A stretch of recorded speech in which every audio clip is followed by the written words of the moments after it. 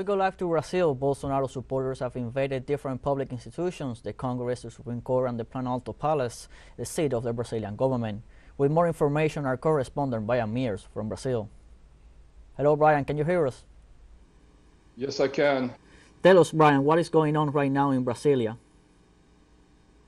Well, for the last 2 years, Bolsonaro and his supporters, with a lot of support from far-right American billionaires like the Mercers, people like Steve Bannon, they've been threatening not to respect the results of the election if they lost. And everyone's been talking about this kind of this January 6th style Capitol invasion, like what happened on January 6th on Inauguration Day of Joe Biden. They weren't strong enough to do it on the actual Inauguration Day because there was hundreds of thousands of Workers' Party supporters in the city for the inauguration. It was too big of a crowd. So what they did was they waited until most of the Lula supporters had gone back home. Brasilia, where the capital is a city of 3.5 million people out in the soy fields in the most conservative area of Brazil, where probably 60 to 70% of the people in that city support Bolsonaro. And there's a very high level of evangelical prosperity gospel Christians there. The governor of the federal district is very conservative. He was one of Bolsonaro's biggest supporters. What he did was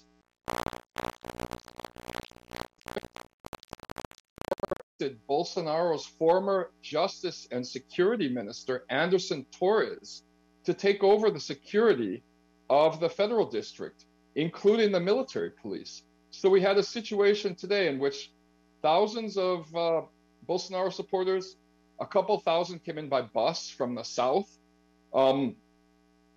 They walked up to the security area of the federal buildings on a Sunday when no one's home, no one's in the buildings, the city's really slow. And basically it looks like the military police just let them in. And so we have photos coming out now of military police officers taking selfies with the protesters.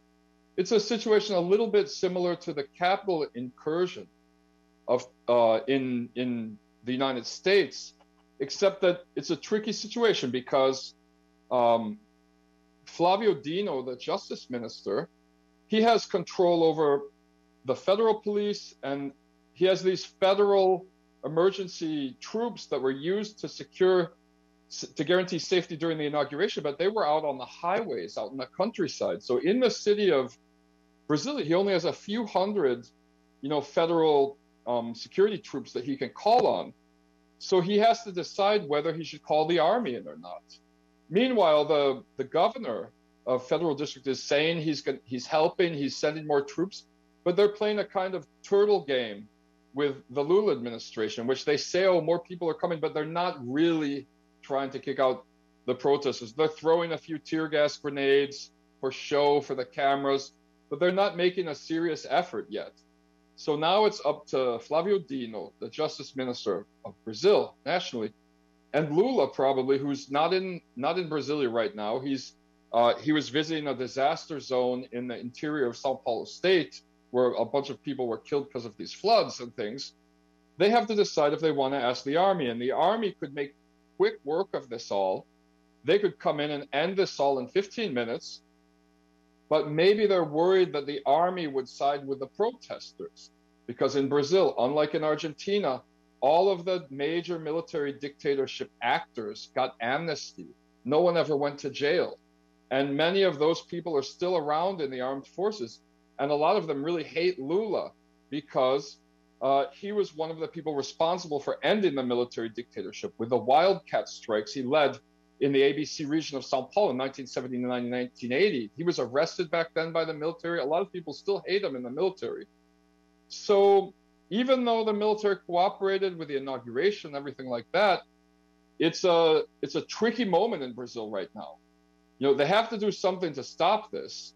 At the same time, if they call on the military and the military cooperates with the protesters, they might not want Bolsonaro back, but a lot of them probably don't want Lula as president.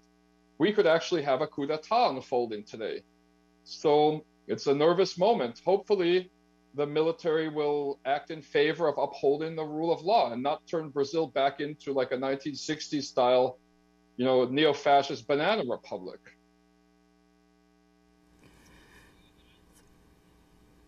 Thank you, Ryan, for this last minute information on the current situation that Brasilia is experiencing. We're going to be paying very close attention to what unfolds today and the coming days in Brasilia. Thank you very much for your time.